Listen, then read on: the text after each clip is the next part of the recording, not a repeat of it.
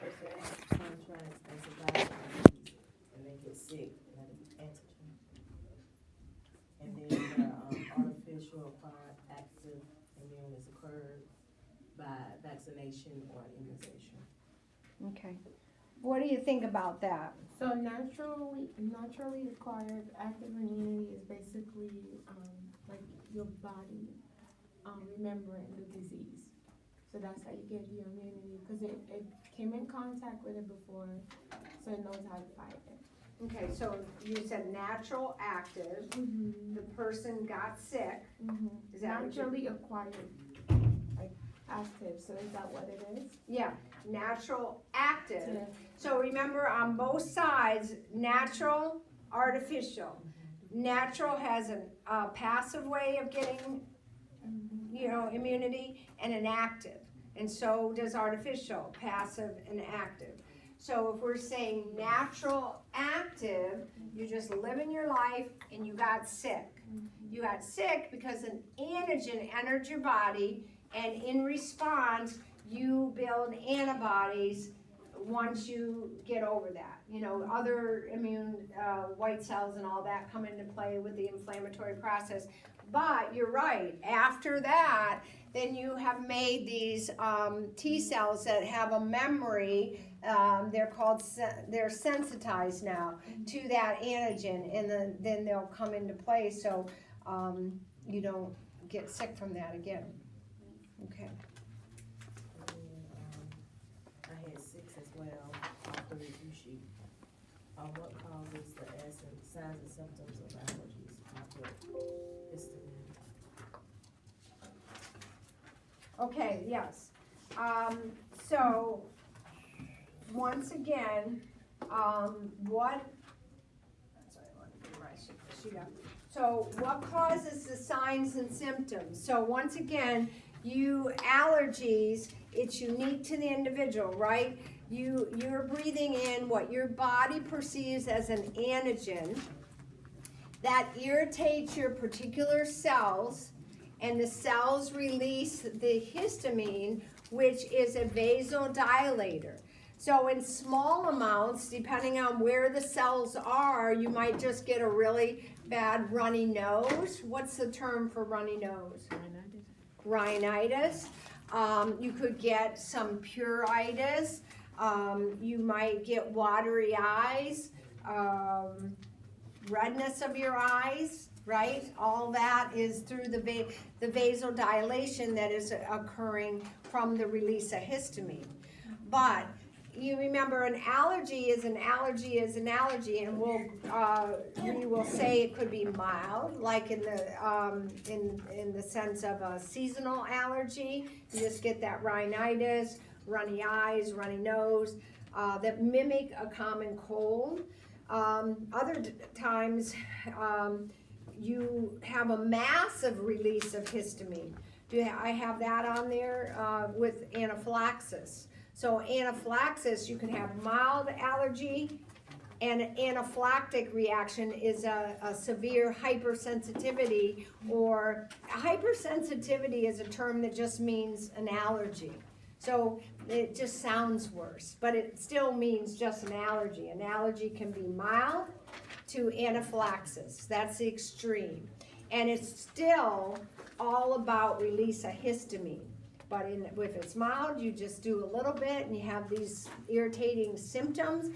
But if you have a massive release of histamine, like in the case of people that get stung by bees, have food allergies, like peanut allergies are really big, those people, for whatever reason, release massive amounts of histamine. So what do we do for those people? Give them EpiPen. Okay, so we give them that, we use the EpiPen, those kind of things. All right, so everybody's clear on that? So we get mild to severe, which is anaphylaxis, which we'll talk more about it, but it's all related to that histamine release. And that's why in mild cases and in severe cases, we still give an antihistamine, against the histamine. So it taps down you know, the symptoms that you have. So even if you have a blood, you know, a blood reaction, a transfusion reaction, we're still gonna give an antihistamine along with possibly epinephrine or something. But what is the antihistamine that we typically give? That's in your reading. I don't know if I have it in here. Okay, what's the generic for that? Hydramine.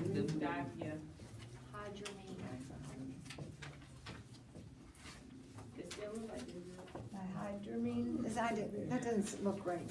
Not the P. When I see it, I'm DIPH. DIPH? Yeah, it's like It's, where's my book? dipping. I think this is it, right here. What page? DIPHEN. I thought this was your book, I don't know. I think this is my book. Did you take my book? It's DIPHEN. No, this is my book. What is it? It's DIPHEN HYBRAN. Just erase it. Let me spell it again. DIPHEN E-N-H-I-Y, my bad. DRAMINE. M-I-N-E. That, you had that on a template for farm hydramine. It is Benadryl. You probably talked about it in 235 when you talked about transfusion reactions. Some people that have problems with a transfusion, a blood transfusion, we might give that right along at the same time we're infusing the blood. So that is our Benadryl, which is an antihistamine.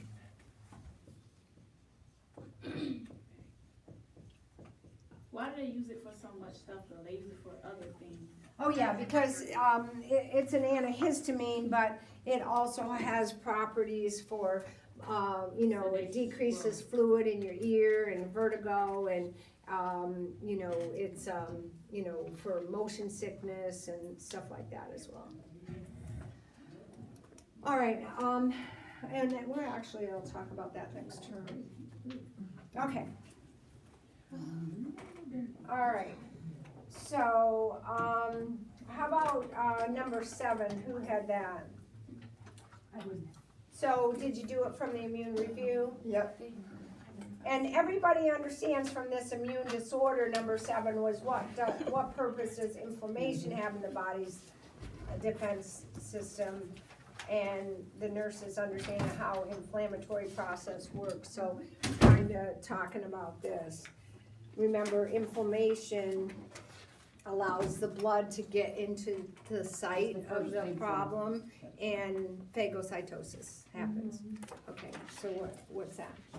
What's the difference between humoral immune response and a cell-mediated immune response? A humoral response is when the antibodies respond, and a cell-mediated is when the T cells respond. All right, let me think about that. Where do you have it? Up here? Oh, right here.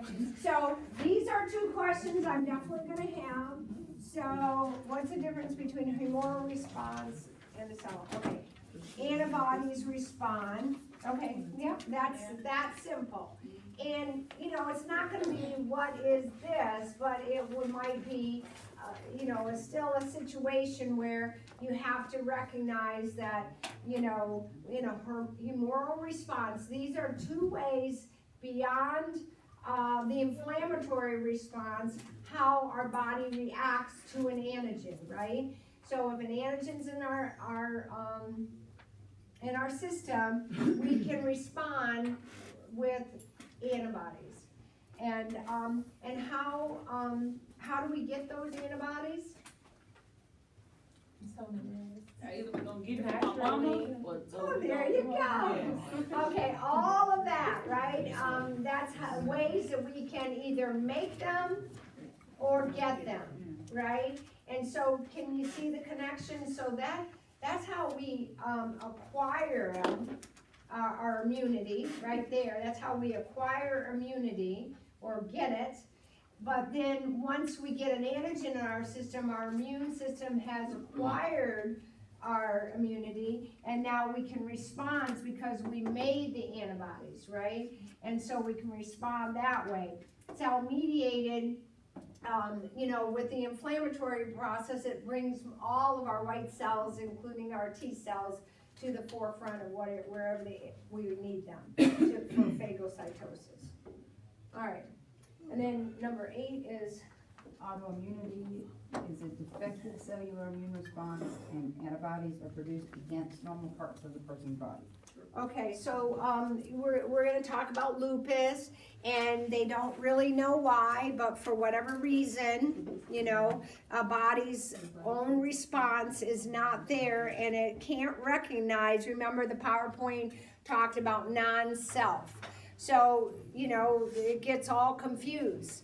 And the antibodies start attacking your own cells, and so that will set you up for certain